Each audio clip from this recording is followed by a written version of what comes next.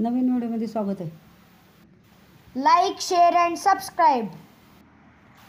कराडमधल्या उड्डाण पुलाचे काम बरेच दिवस चाललेले आहे. हा 6 पदरी पूल बनवण्यात येत आहे आणि बरेच दिवस काम चालू आहे. आता सध्या म्हणजे आज मे 2024ची स्थिती काय आहे तो तुम्हाला बघा तुम्ही.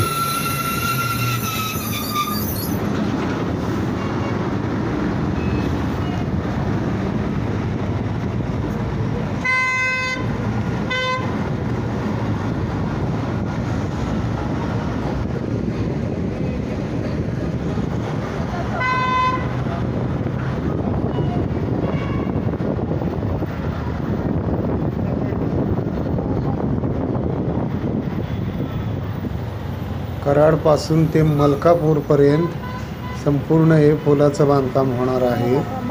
6 पदरी, आधी 3 पदरी होता तो पाडला, 4 पदरी होता तो पाडला, आता 6 पदरी करायचा. मग तेव्हाच 6 पदरी बांधायला पाहिजे होता. पाडा, परत बांधा, परत पाडा, परत बांधा. काय चाललंय हे लेखाच्यानं?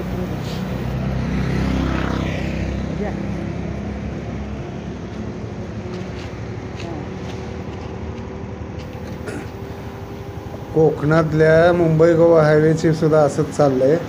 पण तिथं निदान ओरडतात तरी सरकारच्या नावानं, इथं कोण ओरडायला सुद्धा तयार नाही. अशी अवस्था. हे काम अजून लवकर झालं पाहिजे.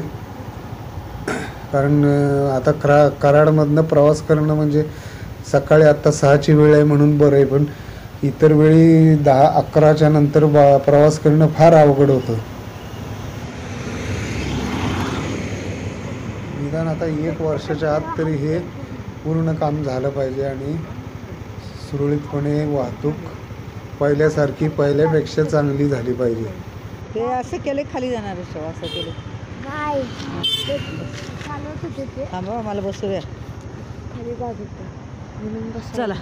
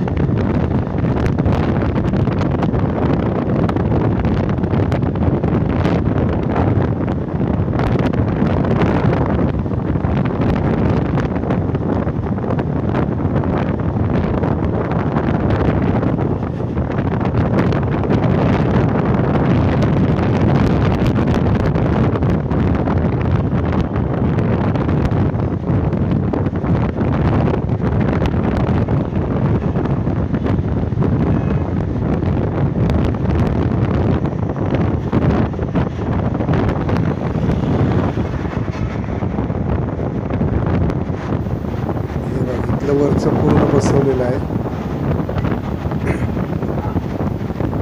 असं सगळीकडचं झालं पाहिजे. मग परत किरकोळ अजून काही असतील ती कामं आणि मग संपूर्ण होऊन वाहतुकीला सुरुवात होणार.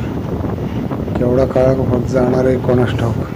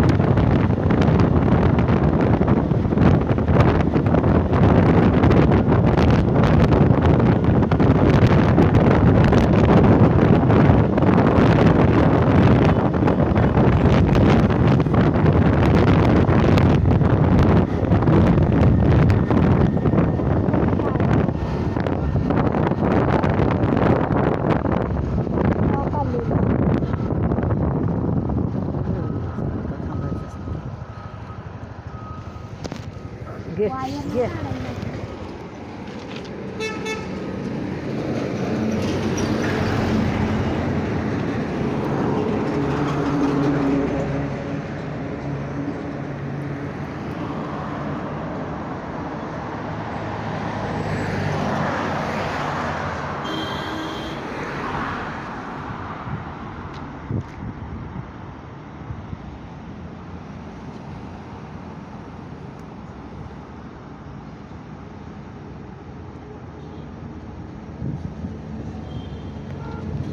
बस